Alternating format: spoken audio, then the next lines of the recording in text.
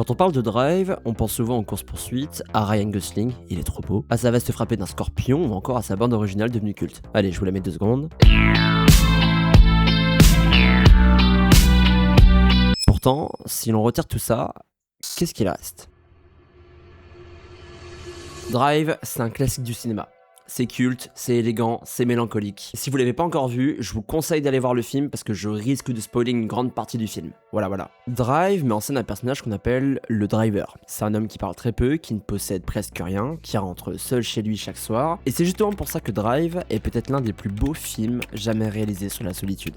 Le driver est un personnage paradoxalement fascinant. Il parle très peu, reste presque constamment silencieux, et le film ne nous révèle quasiment rien de lui. On ne connaît ni son passé, ni même son prénom. Mais tout ça, c'est pas une erreur, c'est un choix. En effaçant presque entièrement son identité, le réalisateur nous laisse un espace pour nous projeter, nous, en tant que spectateurs. Le driver devient alors un miroir. Chacun peut y voir ses propres émotions, ses propres blessures ou alors sa propre solitude. Au début du film, cette solitude semble presque choisie. Le driver vit dans une routine parfaitement cyclique. Il dort, il travaille l'après-midi dans un garage, il enchaîne les cascades pour le cinéma, puis la nuit, il devient chauffeur pour des braqueurs. Chaque journée ressemble à la précédente, rien ne change vraiment. Et cette répétition, elle ne sert pas à rien. Elle donne l'impression que le driver s'est construit une vie où rien ni personne ne peut réellement l'atteindre. Jusqu'à cette fameuse rencontre avec Irène.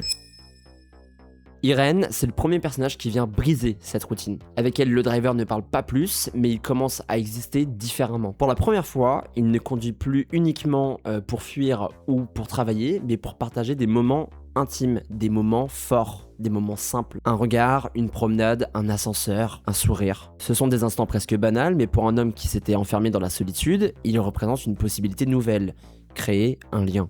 Et c'est précisément là que le film révèle son véritable sujet. Car dès l'instant où le driver s'autorise à s'attacher à quelqu'un, sa solitude cesse d'être un choix, elle devient quelque chose de subi. Ce n'est plus l'histoire d'un homme qui vit seul, mais celle d'un homme qui découvre trop tard ce qu'il avait toujours cherché sans oser se l'avouer, une place auprès de quelqu'un. Hey, do you want to see something? Yeah.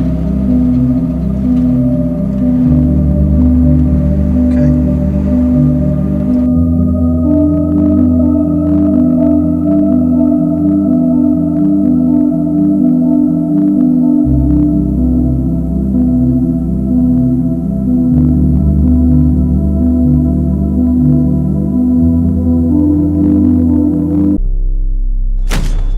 Mais trouver enfin cette place a un prix. Pendant toute la première partie du film, le driver donne l'impression de tout contrôler. Sa routine, son travail, ses émotions, tout est calculé.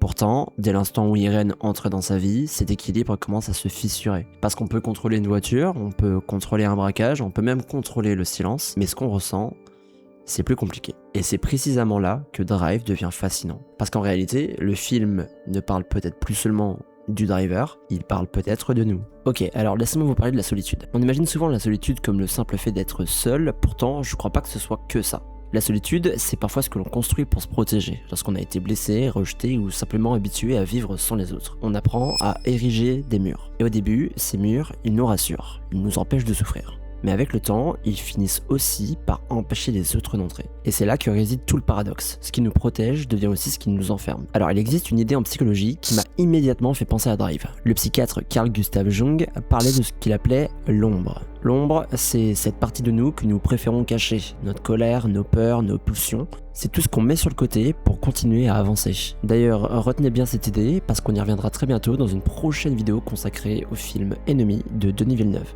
Alors attention, je pense pas que Drive raconte directement cette théorie. En revanche, je trouve qu'elle offre une lecture particulièrement intéressante de sa réalisation. Car plus le driver s'autorise à aimer Irène, plus cette partie de lui qu'il gardait enfouie commence à refaire surface. Ok, faut qu'on parle de la scène de l'ascenseur, parce que je pense que c'est le point de bascule du film. Alors beaucoup la résument à une scène de violence extrême, pourtant je crois qu'elle raconte tout autre chose. Pendant quelques secondes, le temps semble suspendu. Le bruit disparaît, la lumière devient presque irréelle, le driver embrasse Irène, et c'est probablement le moment où il est le plus proche de la vie qu'il n'a jamais eu.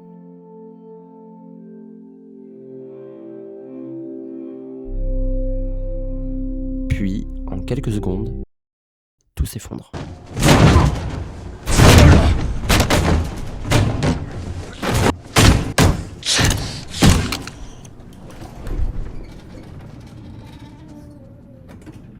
Et c'est à ce moment que je n'ai pas pu m'empêcher de repenser à un détail que le film nous montre depuis le début, le scorpion. On le voit constamment brodé sur la veste du driver. On pourrait croire qu'il ne s'agit que d'un choix esthétique, pourtant, c'est bien plus que ça. Ce détail renvoie à une vieille fable, celle du scorpion et de la grenouille. Bon, je vais vous la faire vite fait. Le scorpion demande à une grenouille de le faire traverser une rivière. Arrivé au milieu de l'eau, il la pique. La grenouille lui demande pourquoi, et le scorpion répond « Je n'ai pas pu m'en empêcher, c'est dans ma nature ».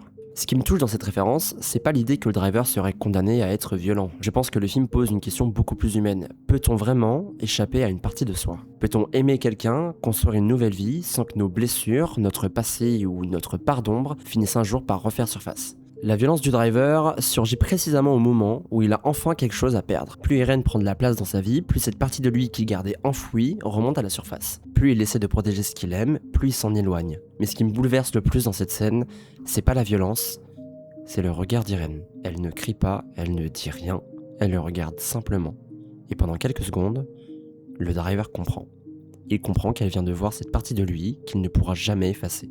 Et qu'à partir de cet instant, leur histoire est déjà terminée. Pas parce qu'il ne s'aime plus, mais parce qu'il sait qu'il ne pourra jamais lui offrir cette vie normale qu'il avait commencé à imaginer. À partir de cette scène, le reste du film n'est plus qu'une conséquence. Le driver ne cherche plus à construire une nouvelle vie, il cherche simplement à permettre à Irene de retrouver la sienne. Et c'est pour cette raison que je trouve que la fin de Drive est bouleversante. Le driver repart seul, exactement comme au début du film, mais il y a une différence fondamentale. Au début, sa solitude était un refuge, à la fin, elle devient un sacrifice. Il renonce à la seule personne qui lui avait donné envie de vivre autrement, et c'est peut-être ça, le véritable paradoxe de la solitude.